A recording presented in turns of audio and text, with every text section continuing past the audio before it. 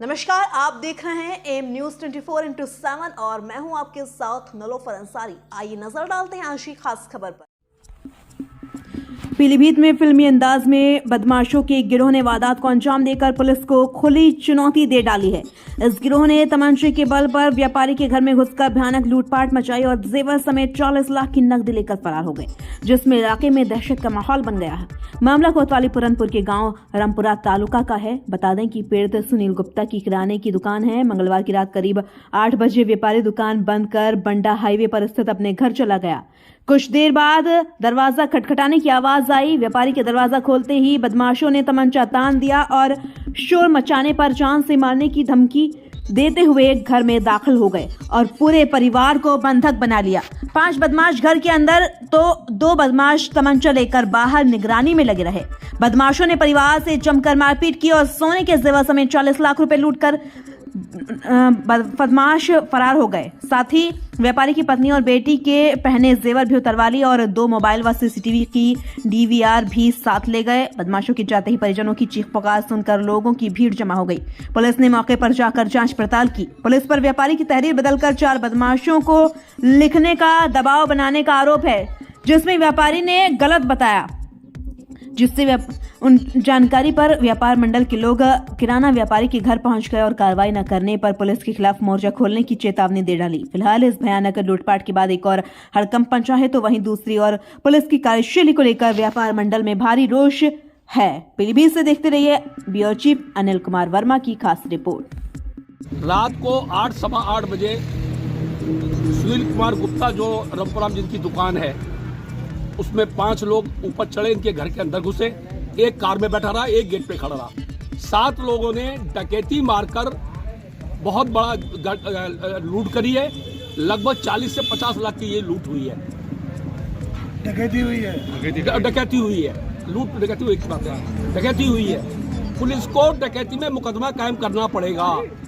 Police क्या कह रही है? पुलिस अभी कुछ नहीं, इनसे कह रही है कि आप 4 लिखवाइए। 4 लिखे, 5 अंदर गए, 2 बाहर थे। और कितने लोग तो हमें नहीं पता, अंदर 5 थे फिलहाल।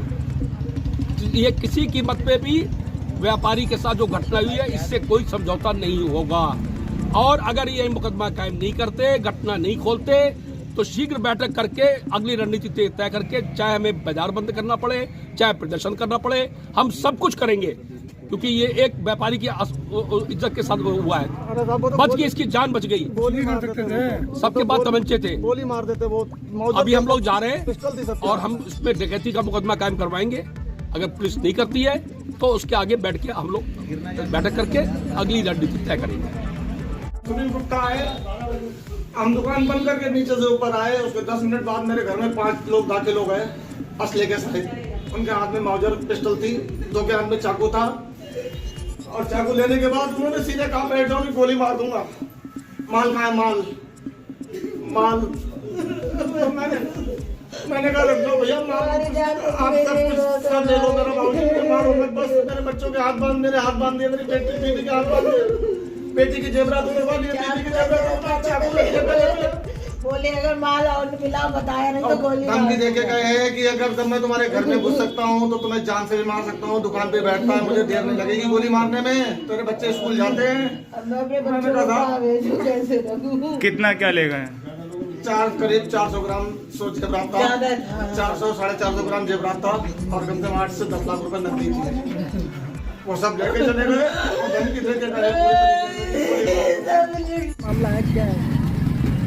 देखिए, ये थाना पूरनपुर क्षेत्र में गांव पड़ता है रामपुरा, जहाँ की ये कल रात की घटना है, जिसमें यहाँ पर सुनील गुप्ता जी, इनकी किराने की दुकान, और इनके द्वारा बताया गया कि कल रात करीब 8-8:30 बजे कुछ लोग आए और इनके घर में घुस गए और इनको बंधक बनाकर इनके पास रखी हुई नकदी और जेवरात जो है इनसे लूट कर ले गए। इसमें हमारे द्वारा इनसे तहरीर लेकर अभियोग पंजीकृत कराया जा रहा है।